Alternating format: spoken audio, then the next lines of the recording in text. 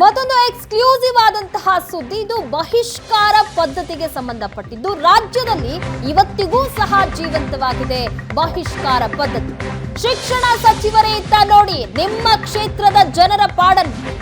ಅಪಘಾತ ಮಾಡಿದ್ದಕ್ಕೆ ಬಹಿಷ್ಕಾರ ಹಾಕಿದ್ದಾರೆ ಗ್ರಾಮಸ್ಥರು.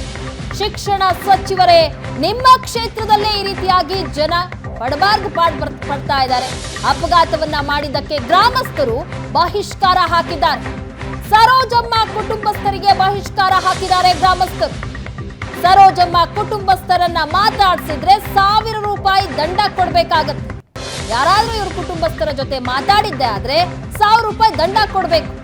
ಶಿವಮೊಗ್ಗ ಜಿಲ್ಲೆ ಸೊರಬ ತಾಲೂಕಿನ ಕುಳುವಳ್ಳಿ ಗ್ರಾಮದಲ್ಲಿ ನಡೆದಿರುವಂತಹ ಘಟನೆ ಇದು.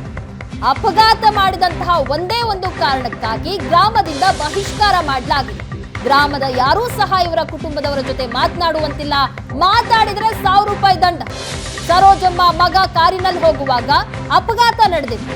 ಇದೇ ಕಾರಣಕ್ಕಾಗಿ ಈಗ ಕುಟುಂಬಕ್ಕೆ ಬಹಿಷ್ಕಾರ ಹಾಕಲಾಗಿದೆ.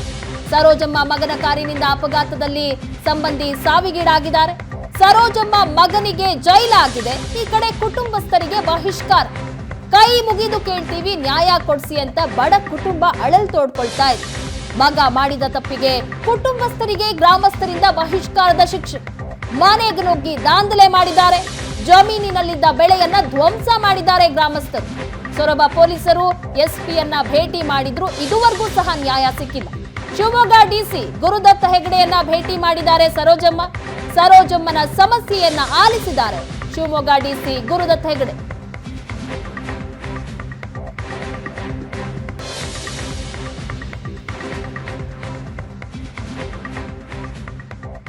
ಆಕ್ಸಿಡೆಂಟ್ ಆಗಿದ್ದು ಸರ್. ಅದು ನಾವು ಅಷ್ಟರು ಸೇರಿ ನೀವು ಕೊಲೆ ಮಾಡಿದ್ದೀರಿ ಅಂತ ಹೇಳಿ ಬಹಿಷ್ಕಾರ ಹಾಕಿದ್ದಾರೆ.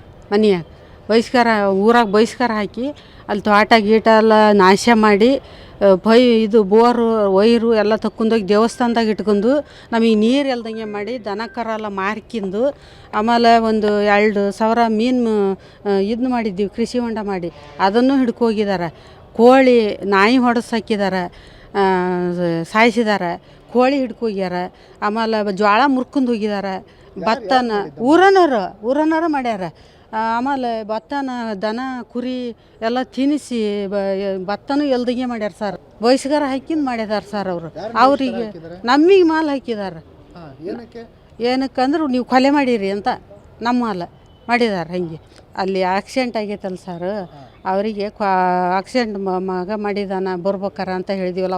ಹೊರಗಡೆ ಇದ್ದ ಭೂಮಣಿ ಹಬ್ಬದ ದಿವಸ ಹಬ್ಬಕ್ಕೆ ಬರಾಗ ಆ ಥರ ಆಗೈತೆ ರೋಡ್ನ್ಯಾಗ.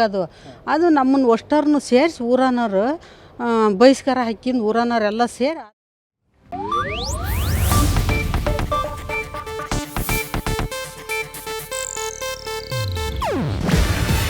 ಇದು ಏಷ್ಯಾನೆಟ್ ನ್ಯೂಸ್ ನೆಟ್ವರ್ಕ್ ಪ್ರಸ್ತುತಿ. ನೀವು ನೋಡ್ತಿದ್ದೀರಾ ಏಷ್ಯಾನೆಟ್ ಸುವರ್ಣ ನ್ಯೂಸ್.